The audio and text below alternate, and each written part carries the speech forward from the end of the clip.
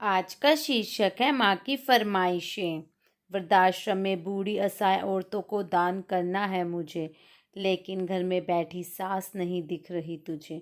कुछ वक्त पहले मुझे अगले संडे को किटी पार्टी में जाना है। रमन, तुम तो जानते हो मेरी फ्रेंड्स किटी में कितनी सज संवर कर आती हैं, और मैंने तो अभी तक भी शॉपिंग नहीं की है। चांदनी आईने के सामने खड़ी होकर साड़ी के पल्लू अपने कंधे पर सलीके से जमाते हुए बोली, रमन, इस बार मैं किटी शॉपिंग के लिए बहुत लेट हो गई हूँ, और किटी के बाद मुझे कच्ची बस्ती के बच्चों और वृद्धाश्रम भी जाना है। वहाँ मैं कुछ न्यूज़पेपर वालों को भी बुलाऊंगी अगले दिन के न्यूज़पेपर में मेरी फ़ोटो के लिए। अब देखो ना रमन, मिसेस सक्सेना ने तो वृद्धाश्रम जाके मिठाई और कपड़े बांटकर अपनी पोस्ट कल ही फेसबुक पर डाल भी दी, और मिसेस शर्मा भी अनाथालय में गिफ्ट बांटती हुई अपनी फ़ोटो इंस्टाग्राम में डाली है। हर शुभ काम मेरे दिमाग में लेट ही आता है। रमन, तुम सुन भी रहे हो मैं क्या बोल रही हूँ? रमन झुंझलाकर बोला, हाँ सुन रहा हूँ। मैंने तुम्हें कब मना किया था? शॉपिंग के लिए ड्राइवर को लेके चली जाती और तुम भी किसी आश्रम में दे आती जो तुम्हें देना है, और अपनी नेकी करती तस्वीरें डाल देती फेसबुक और न्यूज़पेपर में। मुझे क्यों सुना रही हो? शर्ट की बटन लगाते हुए रमन बोला, अब और कितनी देर लगाओगी तैयार होने में? मुझे आज ही अपने स्टाफ को बोनस बांटने भी जाना है। जल्दी करो, मेरे पास टाइम नहीं है। रमन की पत्नी चांदनी पूरा दिन बस किटी पार्टी और सोशल मीडिया पर व्यस्त रहने वाली औरत थी, जिसके पास अपनी सास के लिए तो छोड़ो, अपने बच्चों के लिए भी समय नहीं था। इसलिए उन्हें भी हॉस्टल डाल दिया था। घर पर सिर्फ रमन और चांदनी रहते थे।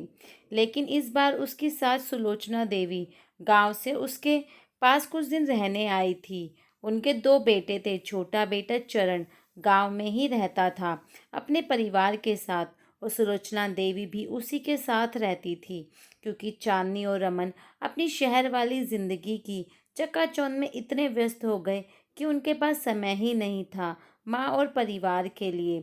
जब रमन कहकर रूम से बाहर निकल गया, तभी उसे बाहर लॉन में बैठी माँ पर नजर पड़ी। कुछ सोचते हुए वापस रूम में आया। चांदनी, हम शॉपिंग के लिए जा रहे हैं, क्या तुमने माँ से पूछा कि उनको भी कुछ चाहिए क्या? चांदनी बोली, नहीं, वैसे भी अब उनको इस उम्र में क्या चाहिए यार, 2 वक्त की रोटी और 2 जोड़ी कपड़े, इसमें पूछने वाली क्या बात है? वो बात नहीं है चांदनी, माँ पहली बार गर्मियों की छुट्टियों में हमारे घर रुकी है, वरना तो हर बार गांव में ही छोटे भाई के पास रहती है। तो औपचारिकता के लिए ही पूछ लेती। अरे इतना ही आज अपनी माँ पर प्यार उमड़ रहा है तो खुद क्यों नहीं पूछ लेते? झल्लाकर चीखी थी चांदनी, और कंधे पर हैंडबैग लटकाते हुए तेजी से बाहर निकल गई। रमन माँ के पास जाकर बोला, माँ, मैं और चांदनी शॉपिंग के लिए जा रहे हैं, आपको कुछ चाहिए तो? माँ बीच में ही बोल पड़ी, मुझे कुछ नहीं चाहिए बेटा, सोच लो माँ, अगर कुछ चाहिए तो बता दीजिए। रमन के बहुत जोर देने पर माँ बोली, ठीक है, तुम रुको, मैं लिख कर दे देती हूँ। तुम्हें और बहू को बहुत खरीदारी करनी है, कहीं भूल ना जाओ। कहकर रमन की माँ अपने कमरे में चली गई। कुछ देर बाद बाहर आई और लिस्ट रमन को थमा दी। रमन ड्राइविंग सीट पर बैठते हुए बोला, देखा चांदनी, माँ को भी कुछ चाहिए था पर बोल नहीं रही थी। मेरे जिद करने पर लिस्ट बना कर दी है। इंसान जब तक जिंदा रहता है, रोटी और कपड़े के अलावा भी बहुत कुछ चाहिए होता है। अच्छा बाबा, ठीक है, पर पहले मैं अपनी ज़रूरत की सारी सामान लूँगी, बाद में आप अपनी माँ का लिस्ट देखते रहना। कहकर कार से बाहर निकल गई। पूरी खरीदारी करने के बाद चांदनी बोली, अब मैं थक गई हूँ, मैं कार में एसी चालू करके बैठती हूँ, आप माँ जी का सामान देख लो। अरे चांदनी, तुम भी रुको, फिर साथ चलते हैं, मुझे भी जल्दी है, देखता हूँ माँ ने क्या मंगाया है। कहकर रमन ने माँ की लिखी पर्ची जेब से निकाली। बाप रे, इतनी लंबी लिस्ट, पता नहीं क्या क्या मंगवाया होगा। जरूर अपने गांव वाले छोटे बेटे के परिवार के लिए बहुत सारे सामान मंगाया होगा। और बनो श्रवण कुमार, कहते हुए गुस्से से रमन की ओर देखने लगी। पर ये क्या? रमन की आंखों में आंसू और लिस्ट पकड़े हुए रमन का हाथ सूखे पत्ते की तरह हिल रहा था। पूरा शरीर कांप रहा था। चांदनी बहुत घबरा गई। क्या हुआ? ऐसा क्या मांग लिया है तुम्हारी माँ ने? कहकर रमन की हाथ से पर्ची झपट ली। हैरान थी चांदनी भी, इतनी बड़ी पर्ची में बस चंद शब्द ही लिखे थे। पर्ची में लिखा था, बेटा रमन, मुझे तुझसे किसी भी अवसर पर कुछ नहीं चाहिए, फिर भी तुम जिद कर रहे हो तो, और तुम्हारे शहर की किसी दुकान में अगर मिल जाए तो फुर्सत के कुछ पल मेरे लिए लेते आना। ढलती सांझ हो गई हूँ अब मैं। रमन बेटा, मुझे गहराते अंधियारे से डर लगने लगा है, बहुत डर लगता है।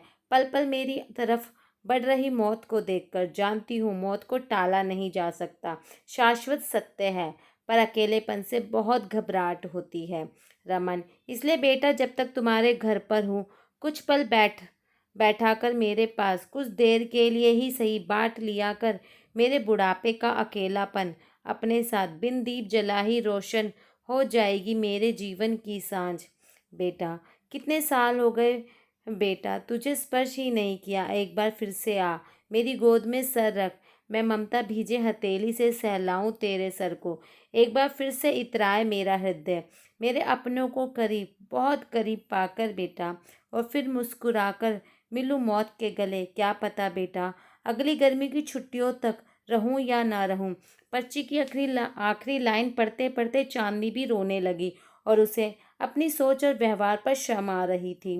रमन बोला, हम हमेशा ये बोलते थे कि माँ को छोटे भाई से प्यार है, हमारे पास तो आती नहीं। अब समझ आया क्यों नहीं आती थी। मेरे पास भले ही चरण से ज़्यादा पैसा है, पर उसके जितना समय नहीं जो अपनी माँ के पास बैठे और दो बात करें, कुछ अपनी कहे कुछ माँ की सुने। माँ के इन शब्दों ने मेरी आंखें खोल दी कि इस दुनिया में माँ बाप से बढ़कर कुछ नहीं। जब वो बूढ़े हो जाते हैं, इनकी सारी ऐशो आराम की इच्छाएं खत्म हो जाती हैं। इच्छा होती है तो बस अपने बच्चों के प्यार और स्नेह की। जानी तुम्हें ये तो याद है, वृद्धाश्रम, अनाथालय, गरीब बच्चे, लेकिन कभी अपने घर में ही देखा कोई है जिसे सिर्फ तुम्हारा समय चाहिए और कुछ नहीं, जिसके बदले ढेरों आशीर्वाद मिलेंगे तुम्हें। चांदनी समझ जाती है और रमन से माफ़ी मांगती है। मुझसे क्यों माफ़ी मांग रही हो? जितनी तुम गुनहगार हो माँ की, उतनी मैं भी हूँ। रमन बोला, चलो चलते हैं माँ के पास, माफ़ी मांगते हैं। आज सब कुछ, मीटिंग कैंसिल, सिर्फ परिवार, दोस्तों, बूढ़े माँ बाप को तुम्हारी दौलत या तुमसे कुछ नहीं चाहिए, सिर्फ प्यार और मिठास से भरे दो शब्द जो करोड़ों की दौलत से भी ज़्यादा कीमती हैं। अगर ये कहानी आपके दिल को छू गई हो तो अपने विचार कमेंट बॉक्स में ज़रूर शेयर करें। कहानी को लाइक और सब्सक्राइब करें। जय माता दी। धन्यवाद।